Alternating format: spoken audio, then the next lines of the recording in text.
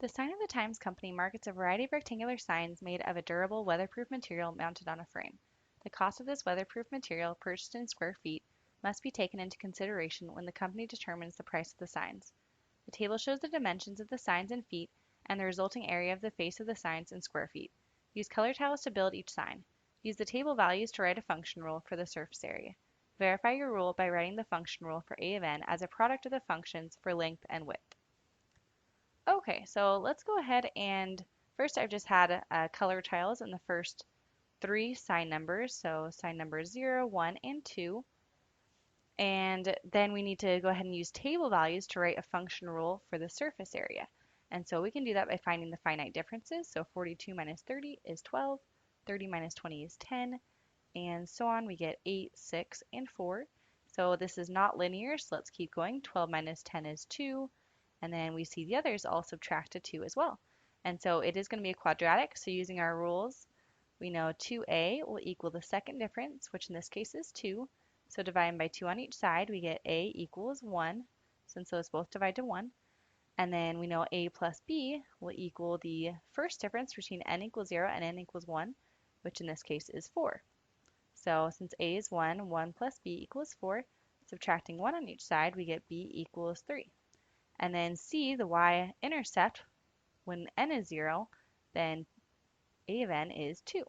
And so we know that c will equal 2. And so putting that in our equation for a of n, then we get a x squared, but in this case our variable is n, so a n squared, that's 1n squared, or just n squared, and then plus bn plus 3n plus c, which is 2. So to verify this, then we can actually use, go reverse a little bit. And since this is a quadratic, if we can factor it, we could see the two things that multiply to it, and then we could see if our length and our width match up with that. Since we know that with a rectangular sign, we know that a of n should equal length times width. And so if we're going to factor this equation, then we need to know what multiplies to 2 and adds to 3. So in this case, both 1 and 2 work for both of these. And so we could put those in factors as n plus 1 and n plus 2. And those should be the factors of a of n. So let's see if it matches up with our length and with our width. So first let's try and see if the length is n plus 1, because the length could be n plus 2. We don't know which is which. But let's see if length is n plus 1.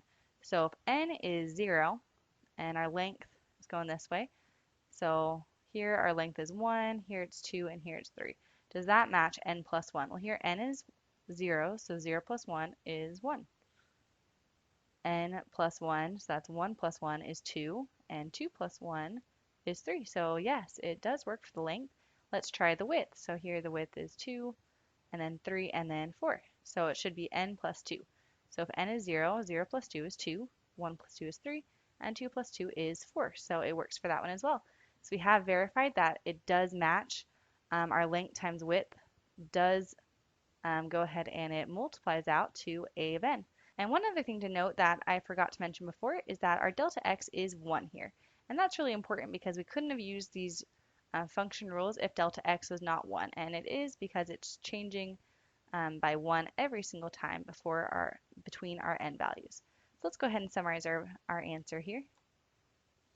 The set of data represents a quadratic function because the second finite differences in y values are constant, and the differences in x values are 1. The function rule for a of n is n squared plus 3n plus 2.